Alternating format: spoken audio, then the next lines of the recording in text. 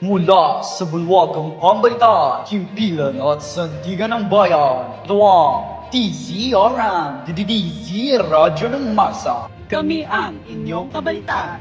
Ako si Sol. At ako naman si Charlize. At ito ang DZRM, DDZ Radyo ng Masa. Sa ulo ng mga nagbabagang balita.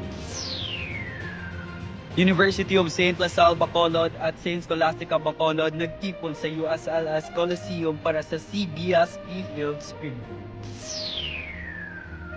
Isang malawakang sunog ang tumama sa Purok Batad sa Barangay Singkang Airport, Bacolod City. Isang ferry na may mahigit 300 katao ang lumubog sa dagat malapit sa Balok Island, Basila noong Lunes ng madaling araw. Historic decline sa net international migration sa Estados Unidos. Ang pinakamalaking pagbaba sa bilang ng mga taong lumilipat papasok ay sa palabas ng bansa sa maraming taon. At nakatanggap ng itong medalya ang puna ng Pilipinas sa larangan ng baseball.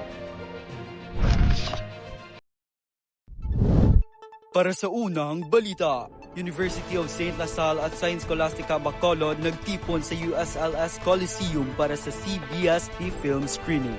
Para sa buong detalye, Alton Muncatar, ibalita mo. Nagtipon ang mga grade 12 learners ng Liceo de La Salle at St. Scholastica's Academy kasama ang mga estudyante ng University of St. LaSalle, HEU, para sa CBCP film screening sa St. LaSalle Coliseum noong Enero 27. Tinampok ang pelikulang Click, Like, Share na tumatalakay sa mental health, cyberbullying at HIV at AIDS awareness. Ayon sa guidance counselor na si Jenny Tamargo, layunin ng programa na turuan ang mga estudyante kung paano pangalagaan ang kanilang mental health at maging mulat sa HIV prevention. Dumalo rin ang aktor na si Kian Johnson at ilang eksperto para sa discussion at Q&A. Alton Muncatar para sa Balitang Universidad, balik sa iyo, Zoren. Para sa ikalawang balita, isang malawakang sunog ang tumama sa Purok Batad sa Barangay Singkang Airport, Bacolod City. Para sa buong detalye, James Bangkaya, ibalita mo.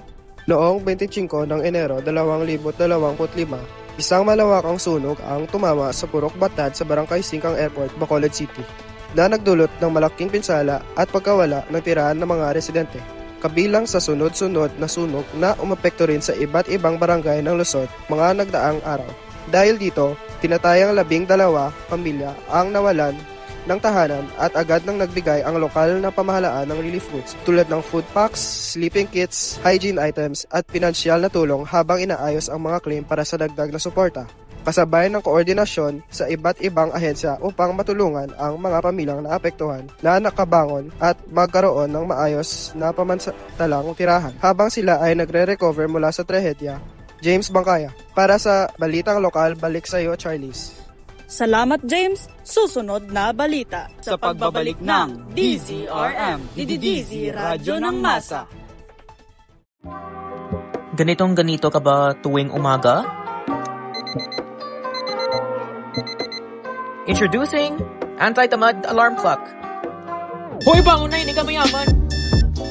Hindi lang tunog, naninigaw pa. Grabe. Ngayon, di na ako late. Anti-Tamad Alarm Clock. Gising ka, pangarap mo to. At nagbabalik ang DZRM, DDDZ Radyo ng Masa.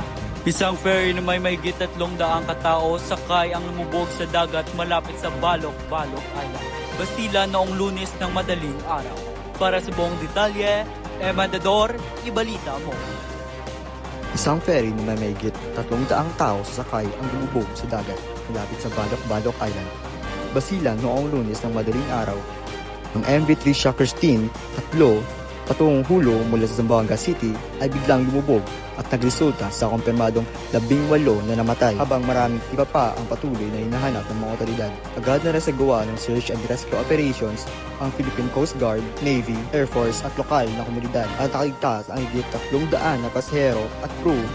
Ang dahilan ng paglubog ay kasalukuyang iniimbestigahan. Patuloy ang pag-uulat habang papatuloy ang pagsisikap na mahanap ang mga nawawala at matulungan ang mga pamilyang naapektuhan ng trahedya. Emadador para sa Balitang Lokal, balik sa iyo, Zoren. At nakatanggap ng gintong medalya ang Kupunan ng Pilipinas sa larangan ng baseball. Para sa buong detalye, Justin Montelibano, ibalita mo.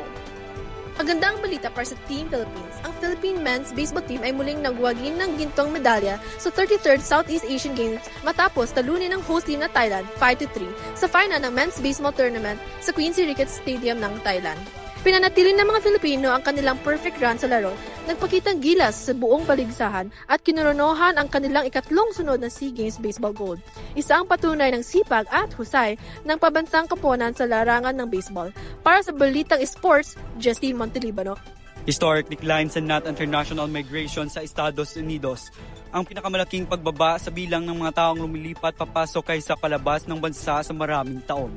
Para sa buong detalye, Justin Montelibano, ibalita mo. Ayon sa bagong ulat ng US Census Bureau, nakaroon ng historic decline sa net international migration sa Estados Unidos.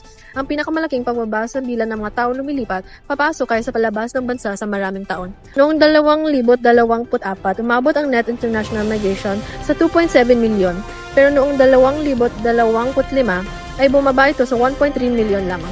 Halos kalahati ng dating bilang.